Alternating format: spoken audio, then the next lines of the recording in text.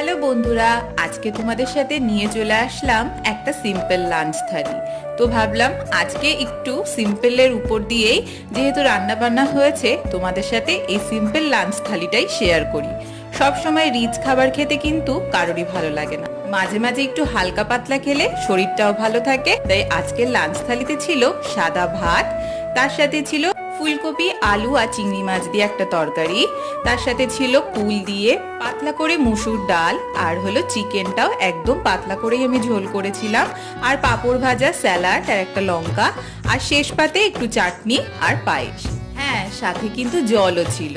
তো আমি আজকের লাঞ্চ থালিটা তোমাদের সাথে শেয়ার করলাম। তোমাদের যদি কোনো রেসিপি মনে হয় যে এটা জানার প্রয়োজন, অবশ্যই কমেন্ট করো, আমি তোমাদের সাথে রেসিপিটা শেয়ার করে দেব। যদি ভালো লাগে অবশ্যই লাইক শেয়ার কমেন্ট করো। আর এরকম সুন্দর সুন্দর থালি দেখতে হলে অবশ্যই কিন্তু চ্যানেলটিকে সাবস্ক্রাইব করতে হবে। টাটা।